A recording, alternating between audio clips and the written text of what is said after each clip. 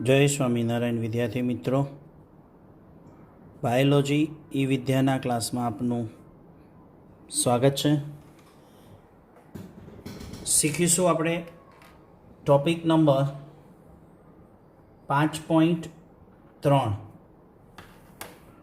અગાઉ આપણે ચર્ચા કરી વનસ્પતિના સપુષ્પ વનસ્પતિના ભાગોમાં એક મૂળ, ત્યાર પછી શીખ્યા પ્રકાંડ, અને હવે સપુષ્પ વનસ્પતિનો ત્રીજો ભાગ કહેવાય પર્ણ. ક્વેશ્ચન કેવી રીતે પૂછાય કે ટૂંક નોંધ લખો, લાક્ષણિક પર્ણ અને તેના ભાગો, એટલે કે લીફ અને એના ભાગો એટલે કે એના પાર્ટ્સ. પર્ણ અને પર્ણના ભાગોને સમજવાના છે. તો પર્ણની વ્યાખ્યા શું આવશે? પર્ણની વ્યાખ્યા પહેલાં સમજવાની. જેમ આપણે મૂળની વ્યાખ્યા શીખ્યા, પછી આપણે શીખ્યા પ્રકાંડની વ્યાખ્યા, એમ અહીંયા પર્ણની વ્યાખ્યા શીખીશું.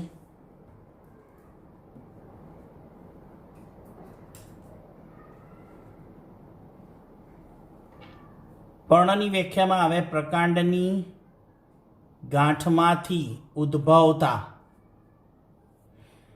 એટલે આકૃતિમાં તમને સમજાયું હતું કે પ્રકાંડનો ગાંઠ વિસ્તાર કયો કહેવાય. એ પ્રકાંડની ગાંઠમાંથી ઉત્પન્ન થતા લીલા, પહોળા, ચપટા પાર્શ્વીય અંગને પર્ણ કહે છે. પર્ણ એટલે પ્રકાંડની ગાંઠ વિસ્તારમાંથી ઉત્પન્ન થતા લીલા, પહોળા, ચપટા પાર્શ્વીય અંગને શું કહેવાય? પર્ણ. જો અહીં આકૃતિમાં ડ્રોઈંગ કર્યું છે, આ પ્રકાંડ છે, આ એનો ગાંઠ વિસ્તાર કહેવાય. અને આ ગાંઠ વિસ્તારમાંથી એક આ સર્જાય છે લીલો, ચપટું. કેવું કીધું? લીલા, ચપટા પાર્શ્વીય અંગ એટલે પાર્શ્વ બાજુએ સર્જાતા અંગને શું કહેવાય? પર્ણ કહેવાય. તો આ જે પર્ણ છે એ પર્ણની કક્ષમાં કક્ષકલિકા હોય, અને એ કક્ષકલિકા શાખામાં રૂપાંતર થાય. એટલે કોઈ પણ પર્ણ હોય, સમજો અહીંયા,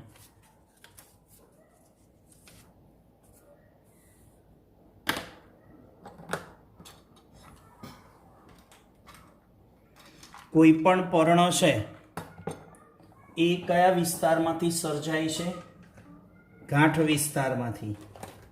એ ગાંઠ કોનો વિસ્તાર છે? નોડ જે કહેવાય. આ એનો ગાંઠ વિસ્તાર કહેવાય પ્રકાંડનો. અને એમાંથી આ પર્ણ સર્જાયું. તો અહીંયા શું પડે? આને આપણે પ્રકાંડ કહીએ છીએ અને આને આપણે પર્ણ કહીએ છીએ. એ બંને વચ્ચે જે ખૂણો પડ્યો, આ ખૂણાને શું કહેવાય? કક્ષ. અને આ કક્ષમાંથી શું સર્જાય? કક્ષ કલિકા. આ કક્ષકલિકા ભવિષ્યમાં આગળ જતા શાખામાં રૂપાંતર થાય. શામાં રૂપાંતર થાય?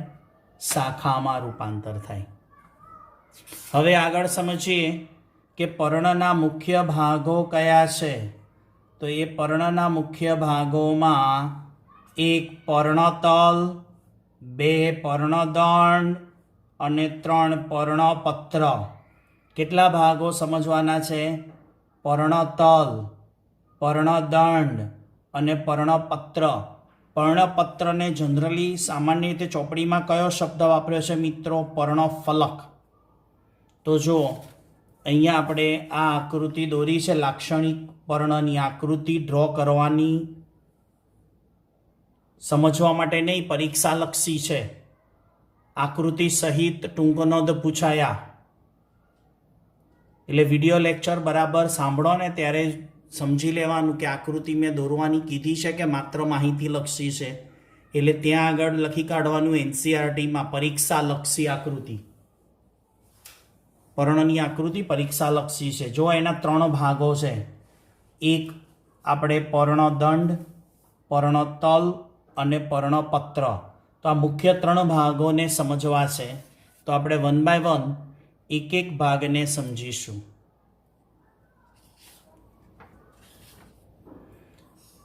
પહેલો ભાગ છે પર્ણતલ વિસ્તાર. એ પર્ણતલ શું છે? તો પ્રકાંડના ગાંઠ વિસ્તારમાં સાથે જોડાયેલો એ પર્ણના ભાગને કહેવાય.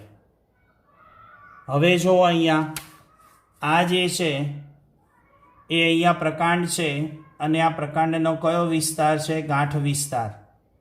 આ પ્રકાંડની ગાંઠ છે અને આ આખું સમગ્ર પર્ણ છે અને એ ગાંઠ વિસ્તાર સાથે આ જોડાયેલો ભાગ છે એને આપણે કહીશું પર્ણતલ.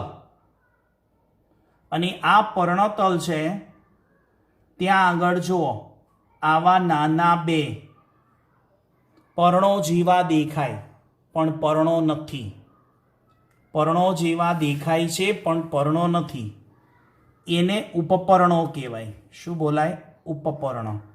પર્ણ જેવા દેખાતા નાના પર્ણતલના ભાગે, એટલે ઉપપર્ણો ક્યાં છે?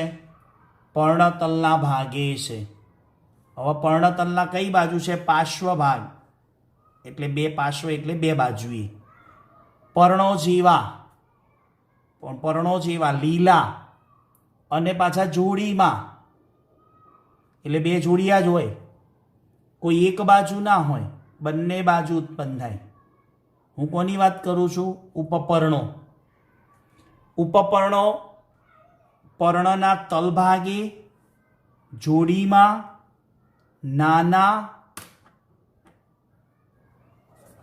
નાના અને જોડીમાં હોય. આને કહેવાય ઉપપર્ણો. એ હોય પણ ખરા અને ના પણ હોય. ઘણી વનસ્પતિના પર્ણોમાં ઉપપર્ણો જોવા મળે તો ઘણી વનસ્પતિમાં ઉપપર્ણો જોવા મળતા નથી. હવે બીજી વસ્તુની વાત કરવાની છે. પર્ણતલના ભાગે આવરક પર્ણતલ. આવરક પર્ણતલ એટલે શું? આવરી લેતું. એટલે મકાઈ અને શેરડી. મકાઈ અને શેરડીમાં પર્ણતલ પહોળું બને અને પ્રકાંડને અંશતઃ કે સંપૂર્ણ રીતે ઘેરીતી રચનાને, એટલે ઘણીવાર પર્ણતલ એટલું બધું પહોળું બની જાય કે પ્રકાંડને અંશતઃ એટલે થોડું ઘણું ઘેરી લે અથવા તો સંપૂર્ણ રીતે ઘેરી લેતી રચના છે. એટલે પ્રકાંડને ઘેરી લેતી રચના હોવાથી આવરક પર્ણતલ. એટલે કે એવું પર્ણતલ જે મકાઈ અને શેરડીમાં જોવા મળે, જે પ્રકાંડને આંશિક કે સંપૂર્ણ રીતે ઘેરી લેતું હોય. એટલે પર્ણતલ કેવું બન્યું? પહોળું બન્યું, મોટું બને અને પ્રકાંડને ઘેરી લે. એટલે નામ પડ્યું આવૃત પર્ણતલ અથવા તો આવરક પર્ણતલ. ઉદાહરણ નીટમાં પૂછાય તો મકાઈ અને શેરડી. એટલે આવરક પર્ણતલ હંમેશા છે ને મિત્રો એકદળી વનસ્પતિમાં હોય. એટલે લખી કાઢજો બાજુમાં, નીટ માટે કમ્પલસરી. એકદળી વનસ્પતિ, કેમ કે મકાઈ અને શેરડી બંને એકદળીના ઉદાહરણ છે, એમાં જ આવરક પર્ણતલ જોવા મળે. એટલે આવરક પર્ણતલ એ કોની લાક્ષણિકતા છે એવું નીટમાં પૂછાય તો એકદળી. અને એકદળીમાં કોણ આવે? મકાઈ, શેરડી અને બીજી બધી વનસ્પતિઓ હોય, પણ ઉદાહરણ તરીકે મકાઈ અને શેરડી આપ્યું છે. બીજું એક ભાગ નામ છે પર્ણતલના ભાગે પર્ણવૃંતતલ. કેટલાક પર્ણતલ ફૂલીને મોટું બને.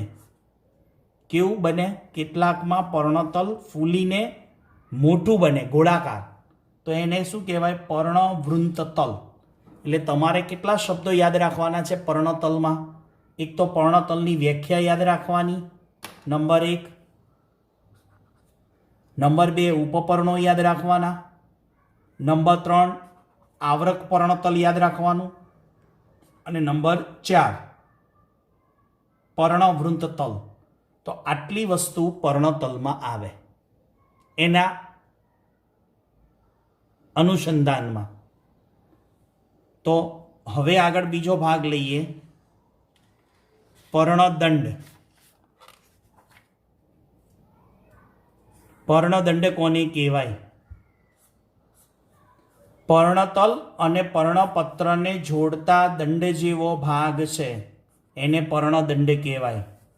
જો અહીંયા આકૃતિમાં આ સમગ્ર ગ્રીન કલરની સ્કેચ પેનથી દોર્યું છે એ પર્ણપત્ર છે. આખું શું છે? પર્ણપત્ર. આ છે પર્ણતલ અને આ વચ્ચેનો આ જે ભાગ છે આ દાંડી જેવો ભાગ. આ દાંડી જેવા ભાગને શું કહીશું? પર્ણદંડ. એટલે કે પર્ણપત્ર અને પર્ણતલ એને જોડતા નાજુક દંડને પર્ણદંડ કહેવાય. પર્ણદંડ કેવો હોય? લાંબો હોય, પાતળો હોય અને નાજુક હોય. એટલે પર્ણદંડ કેવો હોય? નાજુક, પાતળો અને લાંબો. કાર્ય શું એનું? વિચારો કે આ પર્ણદંડને કારણે પર્ણપત્રો છે હવામાં શું કરે? ફરકી શકે, એટલે કે સરકી શકે, હવામાં લહેરાય. સાથે સાથે પર્ણની સપાટીને તાજી હવા મળે, ઠંડક મળે તેવી ગોઠવણી કરી આપે. એટલે પર્ણદંડ શું કરશે? પર્ણપત્રને ગોઠવી આપશે. એ પર્ણપત્રને ગોઠવી આપે છે. એ કેવી રીતે ગોઠવે છે? કે જેથી હવામાં પર્ણો સરકી શકે, હવામાં પર્ણો લહેરાઈ શકે. આ રીતે પર્ણને ગોઠવવામાં પર્ણદંડનો અગત્યનો ભાગ છે. હવે બીજું જે ચોપડીમાં નથી એ સદંડી પર્ણ અને અદંડી પર્ણ. એ કેવી રીતે? સદંડી એટલે ઘણા પર્ણોને ધ્યાનથી જુઓ ને તો જુઓ, આ પર્ણને ધ્યાનથી જુઓ. બીજું એક પર્ણ દોરું છું.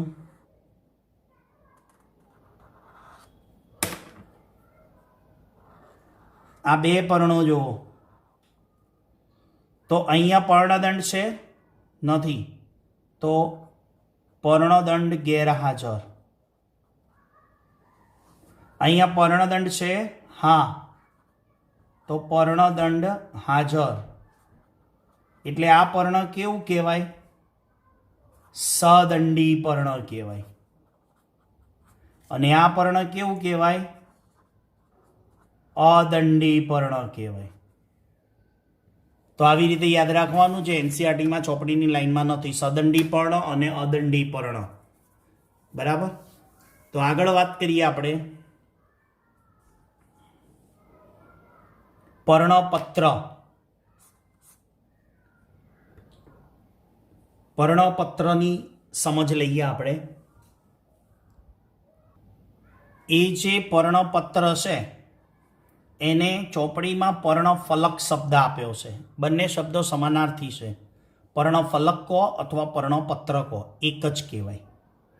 પર્ણપત્ર કેવો છે? તો આખો તમને દેખાય છે ગ્રીન, લીલો, ચપટો અને પર્ણનો સૌથી મોટો ભાગ. પર્ણતલ તો એ નાનો ભાગ કહેવાય. આ પર્ણતલ એ નાનો ભાગ કહેવાય. પર્ણદંડ એ નાનો ભાગ કહેવાય. જ્યારે આખા સમગ્ર પર્ણમાં મુખ્ય કોણ છે? પર્ણપત્ર કહેવાય. એ પર્ણપત્રના કદ, આકાર, કિનારી, પર્ણાગ્ર અને છેદનમાં વિવિધતા હોય, એટલે જુદાપણું હોય. તમે લીમડાનું પર્ણ જુઓ, આંબાનું પર્ણ જુઓ, કીડનું પર્ણ જુઓ, તો દરેક વનસ્પતિના, સપુષ્પ વનસ્પતિના પર્ણોના કદ અને આકારમાં વિવિધતા હોય. કિનારીમાં પણ વિવિધતા હોય. આ કિનારીમાં પણ વિવિધતા, પર્ણની કિનારી છે, આ પર્ણાગ્રહ છે, અને આ પર્ણમાં વચ્ચે શું આવેલી છે? મધ્ય શિરા, કે જેમાં જલવાહક અને અન્નવાહક પેશીઓ આવેલી હોય. તો એ પર્ણપત્રના કદ, આકાર, કિનારી, પર્ણાગ્રહ અને છેદનમાં વિવિધતા હોય. સાથે સાથે તેના પટમાં શિરાઓ ધરાવે. હવે શિરા એટલે શું? તો જલવાહક અને અન્નવાહક પેશી, ફ્લોએમ અને ઝાયલેમથી બનતી વેન, એક પ્રકારની પાઇપ, જેને આપણે શું કહીશું? શિરાઓ કહીએ. એટલે શિરાઓ એ રચના શું કહેવાય? જલવાહક અને અન્નવાહક પેશીથી બનતી રચના એટલે શિરા. તો અહીંયા એનું આ પર્ણપત્રનું પટ કહેવાય. એમાં જો આ બધી શિરા દેખાય છે, આ બધી જે ઝાલાકાર દેખાય છે ને, એ બધી શિરાઓ છે, જેને આપણે શું કહીશું? શિરા વિન્યાસ કહીશું. ચલો આગળ જોઈએ. શિરા વિન્યાસ ટોપિકનું નામ જ ચોપડીમાં શું આપ્યું છે? ટોપિક 5.3.1 શિરા વિન્યાસ વિશે સમજૂતી લઈ લઈએ. તો શિરા વિન્યાસની વ્યાખ્યા શું થાય?